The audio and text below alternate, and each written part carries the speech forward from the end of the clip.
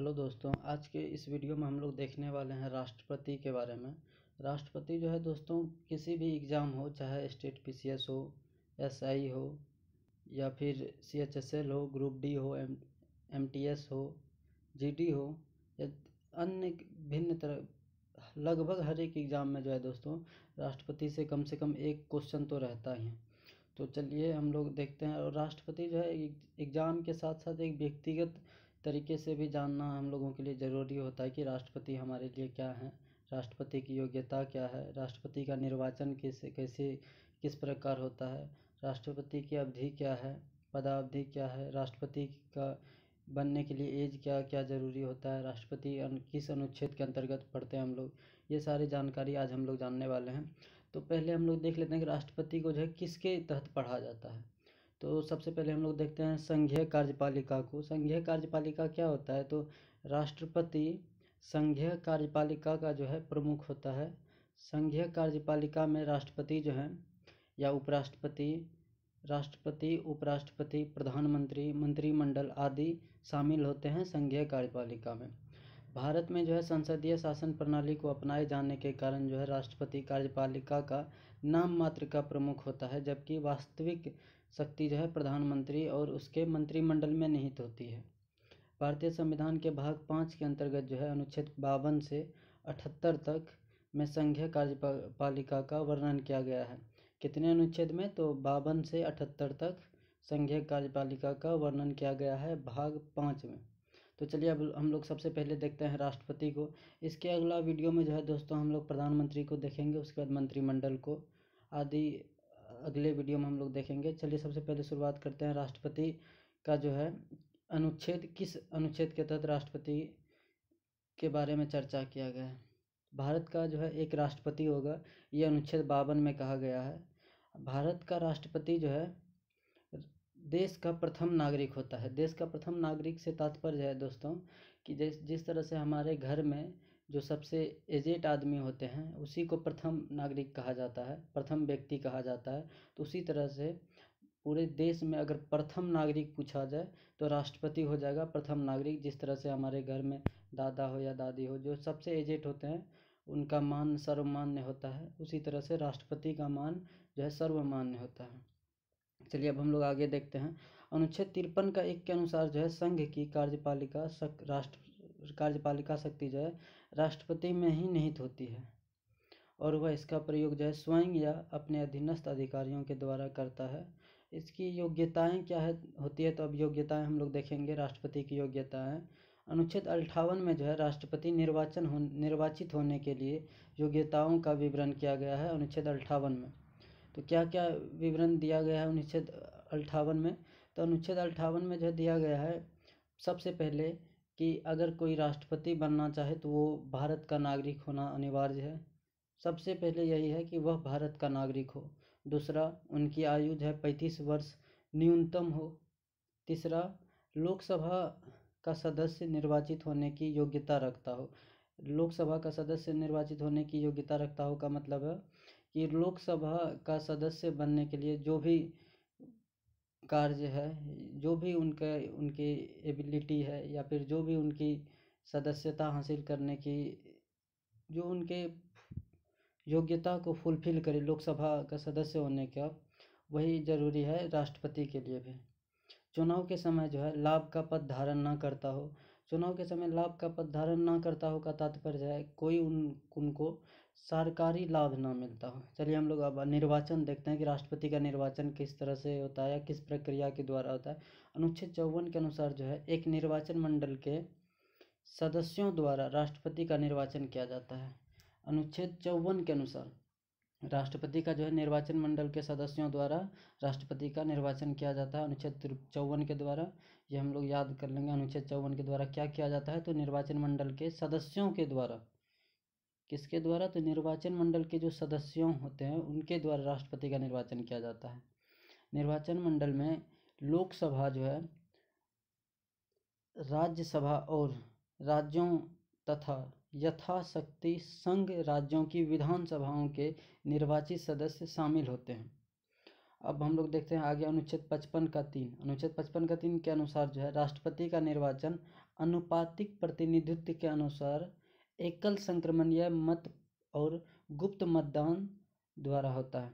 सबसे पहले हम लोग ये देखेंगे एकल संक्रमणीय पाती क्या होता है। तो एकल संक्रमणीय पाती जो है दोस्तों, ये बहुत ज़्यादा सब क्वेश्चन पूछे जाते हैं, बहुत ज़्यादा एग्जाम में पूछे गए हैं। भारत का राष्ट्रपति का चुनाव जो है किस मत प्रणाली के द्वारा होता है। तो एकल संक्रमणीय मत प्रणाली के द्वारा जो है, और गुप्त मतदान द्वारा राष्ट्रपति का चुनाव होता है। चलिए हम लोग अब देखते हैं इसका पद अवधि क्या है। पदावधि हम लोग देखेंगे अनुच्छेद 56 के तहत जो है राष्ट्रपति की पदावधि 5 वर्ष है। हालांकि कार्यकाल की समाप्ति के बाद भी अपने उत्तराधिकार के आने तक वह जो है पद पर बना रह सकते हैं। अर्थात राष्ट्रपति का पद जो है 1 भी मिनट के लिए रिक्त नहीं रहता है। 1 मिनट का तात्पर्य है 1 भी दिन के लिए रिक्त नहीं रहता है। चलिए हम लोग आगे देखते हैं। राष्ट्रपति या उपराष्ट्रपति जो है उपराष्ट्रपति को संबोधित अपने हस्ताक्षर सहित लेख द्वारा अपना पद त्याग सकता है। अर्थात राष्ट्रपति जो हैं अपना पद अगर त्यागेंगे तो राष्ट्रपति उपराष्ट्रपति को संबोधित अपने हस्ताक्षर सहित लेख द्वारा पद त्याग सकते हैं। अर्थात राष्ट्रपति जो है अपना पत्र जो है उपराष्ट्रपति को पहले सौंपेंगे। अब शपथ देखते हैं। अनुच्छेद 60 के अनुसार जो है सर्वोच्च न्यायालय के मुख्य न्यायाधीश या उसकी अनुपस्थिति में सर्वोच्च न्यायालय के वरिष्ठतम न्यायाधीश जो होंगे उनके द्वारा राष्ट्रपति को पद एवं गोपनीयता की शपथ दिलाई जाती है। तो राष्ट्रपति को शपथ कौन दिलाता है? तो सर्वोच्च न्यायालय के जो वरिष्ठतम न्यायाधीश होंगे वो, या फिर सर्वोच्च न्यायालय के जो मुख्य न्यायाधीश होंगे वो। अगर सर्वोच्च न्यायालय के मुख्य न्यायाधीश नहीं होंगे, अनुपस्थित होंगे, तो फिर सर्वोच्च न्यायालय के जो वरिष्ठतम न्यायाधीश होंगे उनके द्वारा इन्हें शपथ दिलाई जाएगी। इनकी वेतन जो है वर्तमान में राष्ट्रपति का मासिक वेतन जो है 5 लाख रुपया है। चलिए अब हम लोग देख लेते हैं ये चीज़ कि राष्ट्रपति जो है भारत का राष्ट्रपति प्रथम से लेकर वर्तमान तक कौन बने और उनका कार्यकाल कितने समय तक रहा है। तो पहला है डॉक्टर राजेंद्र प्रसाद। डॉक्टर राजेंद्र प्रसाद का जो है कार्यकाल 26 जनवरी 1950 से लेकर 13 मई 1962 तक रहा। दूसरा है सर्वपल्ली राधाकृष्णन। सर्वपल्ली राधाकृष्णन का कार्यकाल जो है 13 मई 1962 से लेकर 13 मई 1967 तक रहा। तीसरा राष्ट्रपति बने थे डॉक्टर जाकिर हुसैन। डॉक्टर जाकिर हुसैन जो है 13 मई 1967 से लेकर 3 मई 1969 तक उनका कार्यकाल रहा। फिर उनके बाद चौथा नंबर पर बने वीवी गिरी। इनका कार्यकाल 24 अगस्त 1969 से लेकर 24 अगस्त 1974 तक रहा। आप लोग देख रहे होंगे इनका कार्यकाल लगभग 5 साल का, लगभग अपना 5 साल पूरा ही रहे। 5वां स्थान पर बने हैं फ़खरुद्दीन अली अहमद। फ़खरुद्दीन अली अहमद का कार्यकाल जो है 24 अगस्त 1974 से लेकर 11 फरवरी 1977 तक रहा। उसके बाद 6वां नंबर पर जो बने थे राष्ट्रपति वो हैं नीलम संजीव रेड्डी। नीलम संजीव रेड्डी का कार्यकाल जो है 25 जुलाई 1977 से लेकर 25 जुलाई 1982 तक रहा। 7वां स्थान है राष्ट्रपति बनने वाले का ज्ञानी जैल सिंह। ज्ञानी जैल सिंह का कार्यकाल जो है 25 जुलाई 1982 से लेकर 25 जुलाई 1987 तक रहा। 8वां है आर वेंकट रमन। आर वेंकट रमन का कार्यकाल जब 25 जुलाई 1987 से लेकर 25 जुलाई 1992 तक रहा। 9वां है राष्ट्रपति शंकर दयाल शर्मा। शंकर दयाल शर्मा का कार्यकाल जो है 25 जुलाई 1992 से 25 जुलाई 1997 तक रहा। 10वां है के आर नारायणन। के आर नारायणन का कार्यकाल जो है 25 जुलाई 1997 से लेकर 25 जुलाई 2002 तक रहा। 11 नंबर पर बने थे हमारे एपीजे अब्दुल कलाम, जो कि मेरे फेवरेट हैं। 25 जुलाई 2002 से लेकर 25 जुलाई 2007 तक इनके ये रहे राष्ट्रपति। उनके बाद प्रतिभा देवी सिंह पाटिल 25 जुलाई 2007 से 25 जुलाई 2012 तक रहे। उसके बाद 13वें नंबर पे आते हैं प्रणब मुखर्जी। प्रणब मुखर्जी का कार्यकाल जो है 25 जुलाई 2012 से लेकर 25 जुलाई 2017 तक रहा। उसके बाद आए 14वां स्थान पे रामनाथ कोविंद। कोविंद, रामनाथ कोविंद का कार्यकाल जो है 25 जुलाई 2017 से लेकर 25 जुलाई 2022 तक रहा। फिर अभी जो वर्तमान में है द्रौपदी मुर्मू जी, उनका कार्यकाल है 25 जुलाई 2022 से लेकर अब तक चल रहा है। अब आगे देखते हैं इनका कब तक रहता है कार्यकाल। अब हम लोग देखेंगे राष्ट्रपति का महाभियोग। महाभियोग जो है राष्ट्रपति का महाभियोग अनुच्छेद 61 का 1 के तहत जो है राष्ट्रपति पर संविधान के अतिक्रमण के आधार पर महाभियोग लगाया जा सकता है। अतिक्रमण से तात्पर्य है दोस्तों कि अगर संविधान की उल्लंघना करते हैं किसी भी तरह से तो उन पर महाभियोग लग सकता है। उसके बाद है डॉक्टर राजेंद्र प्रसाद लगातार दूसरी बार राष्ट्रपति पद के लिए निर्वाचित होने वाले प्रथम राष्ट्रपति थे। उसके बाद प्रथम राष्ट्रपति 2 बार निर्वाचित होने वाले कौन हैं, तो डॉक्टर राजेंद्र प्रसाद। वीवी गिरी के निर्वाचन के समय जो है 2 बार मतगणना हुई थी। ये सब उतना ज़्यादा इम्पोर्टेंट नहीं है पर फिर भी 1-2 बार देख लेंगे हम लोग। उसके बाद है नीलम संजीव रेड्डी। नीलम संजीव रेड्डी जो है भारत के निर्विरोध चुने जाने वाले एकमात्र राष्ट्रपति हैं। ये इम्पोर्टेंट है, क्वेश्चन रहेगा कि निर्विरोध चुने जाने वाले इनमें से कौन से राष्ट्रपति हैं। तो अपने समयकाल में जो है नीलम संजीव रेड्डी निर्विरोध चुने जाने वाले एकमात्र राष्ट्रपति हैं। उसके बाद है भारत की प्रथम महिला राष्ट्रपति कौन है, तो प्रतिभा देवी सिंह पाटिल भारत की प्रथम महिला राष्ट्रपति है। आगे देखेंगे हम लोग राष्ट्रपति के अधिकार एवं शक्तियों को। इसी में जो है दोस्तों हम लोग उपराष्ट्रपति को भी देख लेंगे। राष्ट्रपति के अधिकार और एवं शक्तियाँ क्या होती है, तो विधायी शक्तियाँ जो है राष्ट्रपति को निम्नलिखित विधायी शक्तियाँ प्राप्त है। क्या क्या शक्तियाँ प्राप्त है हम लोग वो देखेंगे। संसद के सत्र को बुलाने, ये शक्तियाँ राष्ट्रपति को प्राप्त है कि संसद के सत्र को बुलाने का या सत्रावसान करने तथा लोकसभा को भंग करने की संबंधी अधिकार, प्रत्येक नए चुनाव के बाद तथा प्रत्येक वर्ष संसद के प्रथम अधिवेशन को संबोधित करने का अधिकार, सदनों की संयुक्त बैठक बुलाने का अधिकार। उसके बाद है संसद द्वारा पारित विधेयक राष्ट्रपति के अनुमोदन पर ही कानून बनता है। चलिए हम लोग यहाँ तक देख लिया। अब हम लोग देखेंगे उपराष्ट्रपति को अब तक में कौन कौन बने हैं। तो उपराष्ट्रपति का कार्य देखेंगे और उपराष्ट्रपति कौन बने हैं उनको देखेंगे, उनके कार्यकाल को देखेंगे। तो उपराष्ट्रपति जो हैं सबसे पहले अगर उपराष्ट्रपति बने थे डॉक्टर राधाकृष्णन, और इन्हीं के लिए उपराष्ट्रपति पद का उत्थान बोले या फिर निर्माण बोले, उपराष्ट्रपति पद जो है खास करके डॉक्टर राधाकृष्णन के लिए ही उत्सर्जित किया गया था। तो चलिए हम लोग देखते हैं इनके कार्यकाल को। उपराष्ट्रपति डॉक्टर राधाकृष्णन जी का कार्यकाल जो है 1952 से लेकर 1962 तक रहा। उसके बाद प्रथम कार्यकाल हम लोग देखते हैं 1952 से 57 तक, और द्वितीय कार्यकाल 1957 से 62 तक, अर्थात ये जो है 2 बार उपराष्ट्रपति बने हैं। दूसरा है डॉक्टर जाकिर हुसैन। डॉक्टर जाकिर हुसैन जो हैं 1962 से लेकर 1967 तक रहे उपराष्ट्रपति। तीसरा वीवी गिरी। वीवी गिरी जो हैं 1967 से लेकर 1969 तक उपराष्ट्रपति रहे। चौथा गोपाल स्वरूप पाठक। गोपाल स्वरूप पाठक जो 1969 से लेकर 1974 तक रहे उपराष्ट्रपति, इनका कार्यकाल रहा। और उसके बाद बी डी जंती 5वां स्थान पे बने थे कौन, उपराष्ट्रपति, तो बी डी जंती का कार्यकाल जो है 1974 से 1979 तक रहा। छठा बनने वाले उपराष्ट्रपति हैं न्यायमूर्ति हिदायतुल्ला।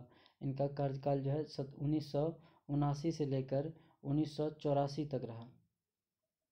उसके बाद 7वां स्थान पर बनने वाले उपराष्ट्रपति हैं आर वेंकटरमन। आर वेंकटरमन का कार्यकाल 1984 से लेकर 1987 तक रहा। 8वां नंबर पर बनने वाले उपराष्ट्रपति हैं डॉक्टर शंकर दयाल शर्मा। इनका कार्यकाल 1987 से लेकर 1992 तक रहा।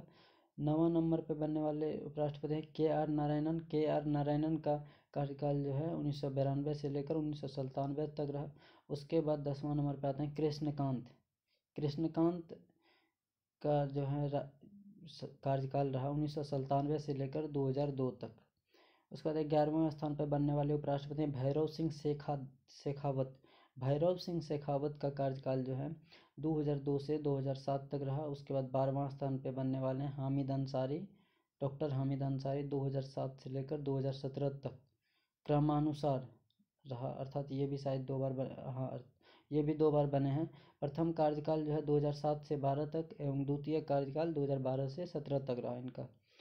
13वां नंबर पे बनने वाले हैं वेंकैया नायडू। 11 अगस्त 2017 से लेकर 10 अगस्त 2022 तक इनका कार्यकाल रहा।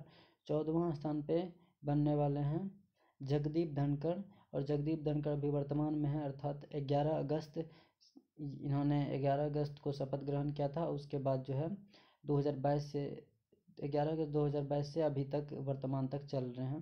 अब हम लोग देखेंगे राष्ट्रपति जो है, राष्ट्रपति कला, विज्ञान, साहित्य, समाज, विशेष अनुभव एवं ज्ञान रखने वाले व्यक्तियों में से 12 सदस्यों को जो है राज्यसभा में मनोनीत करते हैं। अनुच्छेद 80 क्लॉज 1 सब क्लॉज को इसके अंतर्गत जो है राष्ट्रपति को ये अधिकार दिया गया है। अब हम लोग देखते हैं अध्यादेश की शक्ति। राष्ट्रपति को जो अध्यादेश जारी करने की शक्ति मिलती है किस अनुच्छेद के तहत, तो राष्ट्रपति जो है अनुच्छेद 123 के अंतर्गत राष्ट्रपति को यह अधिकार दिया गया है कि वह अध्यादेश जारी कर सकते हैं। यह अध्यादेश जो है संसद के सत्र के पुनः शुरू होने के 6 सप्ताह के भीतर संसद द्वारा अनुमोदित होना आवश्यक है। कितने सप्ताह के अंदर अनुमोदित होना आवश्यक है, तो 6 सप्ताह के अंदर संसद द्वारा अनुमोदित होना आवश्यक है। उसके बाद हम लोग देखते हैं संसद के अनुमोदन के पश्चात जो है अध्यादेश 6 माह तक प्रभावी रहता है। 6 माह तक ही प्रभावी रहता है संसद के अनुमोदन के पश्चात। उसके बाद हम लोग देखते हैं राष्ट्रपति की क्षमादान की जो शक्ति होती है वो क्या है, तो राष्ट्रपति की जो क्षमादान की शक्ति है वो अनुच्छेद 72 के तहत राष्ट्रपति को किसी व्यक्ति के दंड को क्षमा करने या दंड कम करने, दंड के परिहार व विराम का न्यायिक अधिकार प्राप्त है। राष्ट्रपति द्वारा क्षमादान याचिका रद्द करने पर वही याचिका दूसरी बार नहीं दाखिल की जा सकती है। एक जानकारी हम लोग साझा कर लेते हैं एक दूसरे से। राष्ट्रपति जो है दोस्तों, राष्ट्रपति जब तक वो अपने पद पर हैं तब तक उन पर जो है कोई भी कार्रवाई, कोई भी केस, कोई भी मुकदमा या कोई भी गलत टिप्पणी राष्ट्रपति पर तो नहीं हो सकता है, ना ही उस पर कोई सज़ा किसी के भी थ्रू नहीं मिल सकता उनको। इतना पावरफुल पद होता है दोस्तों राष्ट्रपति। चलिए हम लोग अब आपातकालीन की शक्तियाँ देखते हैं। आपातकालीन की शक्तियाँ जो है, राष्ट्रपति को 3 प्रकार की आपातकालीन की शक्तियाँ घोषित करने का अधिकार है।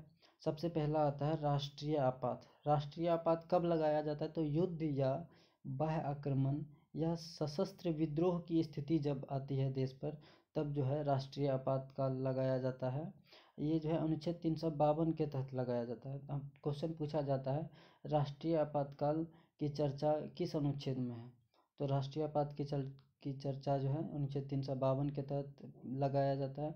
और ये भी पूछा जाता है राष्ट्रीय आपात जो है किस आर्टिकल के तहत लगाया जाता है, तो अनुच्छेद 352। अब हम लोग देखेंगे दूसरा राष्ट्रपति शासन। राष्ट्रपति शासन क्या होता है, तो राज्यों में हम लोग दोस्तों ध्यान से देखेंगे राष्ट्रीय आपात जो है पूरे देश में लगाया जाता है, और राष्ट्रपति शासन जो है किसी विशेष राज्य में लगाया जाता है, किसी खास एरिया में लगाया जाता है राष्ट्रपति शासन। अब हम लोग देखते हैं राष्ट्रपति शासन जो राज्यों में संवैधानिक तंत्र के विफल होने की स्थिति में लगाया जाता है अनुच्छेद 356 के तहत। और ये अनुच्छेद में जो है दोस्तों हम लोग याद कर लेंगे अनुच्छेद 52 में, अनुच्छेद 352 में, अनुच्छेद 356 में, अनुच्छेद 360 में, ये टोटल तीनों में जो है 4-4 का गैप है। और ये आपातकालीन शक्तियाँ 4 से एक कम 3 होती है। पहला राष्ट्रीय आपात जो हम लोग देख चुके हैं, दूसरा राष्ट्रपति शासन ये भी हम लोग देख चुके हैं कि राज्यों में संवैधानिक तंत्र के विफल होने की स्थिति में, अर्थात संवैधानिक तंत्र के विफल होने की स्थिति में लगाई जाती है। और तीसरा हो गया वित्तीय आपात। वित्तीय आपात जो है वित्तीय स्थायित्व या प्रत्यक्ष का मतलब इंग्लिश होता है क्रेडिट के संकट की स्थिति में लगाया जाता है अनुच्छेद 360 के तहत। वित्तीय आपातकाल हम लोग वैसे भी जानते हैं वित्तीय शब्द जो है राशि से जुड़ा हुआ है, राशि अर्थात पैसों से जुड़ा हुआ है, तो उसकी जब आपातकालीन या घटती है हमारे देश के अंदर तो फिर जो है वित्तीय आपातकाल लगाया जाता है। चलिए हम लोग अब आगे देखते हैं। राष्ट्रपति पहली बार राष्ट्रीय आपातकाल की घोषणा जो है 1962 अक्टूबर 1962 में हुई थी। भारत चीन युद्ध के समय में हुई थी। पहली बार राष्ट्रीय आपातकाल की घोषणा कब हुई? अक्टूबर 1962 में भारत चीन युद्ध के समय में हुई थी राष्ट्रीय आपातकाल की घोषणा। और द्वितीय बार राष्ट्रीय आपातकाल की घोषणा जो है 1971 दिसंबर में हुई भारत पाकिस्तान युद्ध के समय में। अर्थात हम लोग ये ध्यान देंगे कि जब भी युद्ध हुआ है तो हम लोगों के साथ जो है इस तरह वित्तीय आपातकाल, क्योंकि दोस्तों युद्ध से किसी का भी आज तक भला नहीं हुआ है, चाहे वो दो दोस्त के बीच हो या फिर दो राष्ट्र के बीच हो, उससे बहुत ज़्यादा क्षति होती है। इसीलिए कोई भी देश छोटा हो या बड़ा हो जल्दी एक दूसरे से उलझना नहीं चाहता है। चलिए अब हम लोग देखते हैं दूसरे को, अगला पार्ट देखते हैं हम लोग क्या है।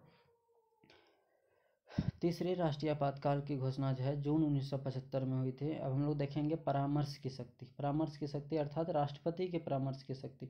अनुच्छेद 143 के तहत जो है राष्ट्रपति किसी सार्वजनिक महत्व के विषय पर सर्वोच्च न्यायालय से परामर्श ले सकता है। राष्ट्रपति परामर्श ले सकता है सर्वोच्च न्यायालय से, परंतु परामर्श मानने के लिए बाध्य नहीं है। परामर्श ले सकता है सर्वोच्च न्यायालय से, लेकिन ये अब सर्वोच्च न्यायालय चाहे कि जो मेरा कथन है वो राष्ट्रपति माने, तो ये राष्ट्रपति मानने, जिस तरह हम लोग मान सकते हैं कि आप मान लीजिए हम हैं और हमारे पिताश्री हैं, तो हम अगर कुछ बोले तो पिताश्री मान ही जाएंगे, ये अनिवार्य नहीं है। लेकिन हाँ, अगर पिताश्री हमको बोल रहे हैं ये आपको इस तरह से चलना है, तो हमको दोस्तों उसी तरह से ही चलना होगा, ये अनिवार्य है। हम लोग इससे कंपेयर कर सकते हैं। चलिए अब हम लोग आगे देखते हैं। अनुच्छेद 63 के अनुसार जो है भारत का एक उपराष्ट्रपति होगा। ये अनुच्छेद 63 में कहा गया है कि भारत का एक उपराष्ट्रपति होगा। और भारत का एक राष्ट्रपति होगा किस अनुच्छेद में कहा गया है? तो अनुच्छेद 52 में। ये हम लोग एक बार दोबारा आप लोग देख लीजिएगा, इस वीडियो को या 2 बार 3 बार देख लीजिएगा, या फिर स्क्रीनशॉट लेकर के आप लोग अपने में ही देख लीजिएगा। चलिए हम लोग देखते हैं अब निर्वाचन, राष्ट्रपति के निर्वाचन, उपराष्ट्रपति का निर्वाचन।